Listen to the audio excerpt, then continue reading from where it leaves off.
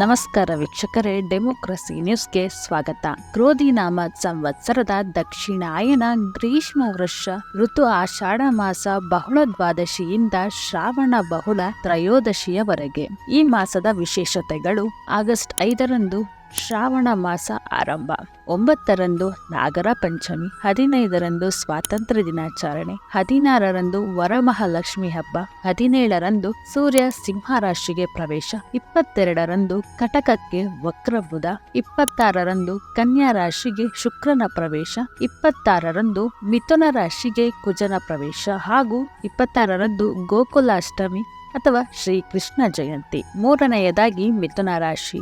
ಸರ್ಕಾರದಿಂದ ಲಾಭ ಇದೆ, ಧನ ಲಾಭ ಇದೆ. 3ನೇ ಮನೆಯಲ್ಲಿ ಬುಧ ಶುಕ್ರರು ಈ ಮಾಸ ಪೂರ್ತಿ ಇರುತ್ತಾರೆ. ಇದು ಕೂಡ ನಿಮಗೆ ಶುಭವನ್ನು ತರುತ್ತದೆ. 17ರ ನಂತರ ಸೂರ್ಯ 3ನೇ ಮನೆಗೆ ಹೋದಾಗ ನಿಮಗೆ ಶಕ್ತಿ, ಧೈರ್ಯ ಮತ್ತು ಅನುಕೂಲಗಳು ಇವೆ. ಜಾಗ ಬದಲಾವಣೆ ಸಾಧ್ಯತೆ ಇದೆ. ಇದರಿಂದ ನಿಮಗೆ ಅನುಕೂಲಗಳೇ ಇರುತ್ತದೆ. ಒಳ್ಳೆಯ ಬದಲಾವಣೆಗೆ ಸಿದ್ಧರಾಗಿರಿ. ಈಗ ಗುರು ಹಾಗೂ ಕುಜ ನಿಮ್ಮ ರಾಶಿಯಿಂದ 12ನೇ ಮನೆಯಲ್ಲಿ ಇದ್ದಾರೆ. ಭೂಮಿಗೆ ಸಂಬಂಧಪಟ್ಟ ವ್ಯವಹಾರವನ್ನು ಮುಂದೂಡಿ. ಈಗ ಅದಕ್ಕೆ ಸಕಾಲವಲ್ಲ. 2ನೇ ಮನೆಯಲ್ಲಿ 17ರವರೆಗೂ ಸೂರ್ಯ ಇರುತ್ತಾನೆ. ಮನೆಯಲ್ಲಿ ಮನಸ್ಸಿನಲ್ಲಿ ಕೊಂಚ ಅಶಾಂತಿ ಇರುತ್ತದೆ. ಈ ತಿಂಗಳು ನಿಮಗೆ ಖರ್ಚು ಹೆಚ್ಚು. ಶುಭ ಕಾರ್ಯಗಳಿಗೆ ಖರ್ಚು ಮಾಡುತ್ತೀರಿ. ವೃತ್ತಿಯಲ್ಲಿ ಒತ್ತಡ ಇರುತ್ತದೆ. 4ನೇ ಮನೆಯಲ್ಲಿ ಕೇತು ಇರುವುದು ತಾಯಿಗೆ ಒತ್ತಡವನ್ನು ತೋರಿಸುತ್ತದೆ. ಬಾಕಿಯಂತೆ ಈ ತಿಂಗಳು ನಾರ್ಮಲ್ ಆಗಿ ಇದೆ. ಇದಿಷ್ಟು ಮಾಹಿತಿಯು ಆಗಸ್ಟ್ ತಿಂಗಳಿನ 12 ರಾಶಿಗಳ ಮಾಸ ಭವಿಷ್ಯವಾಗಿದೆ.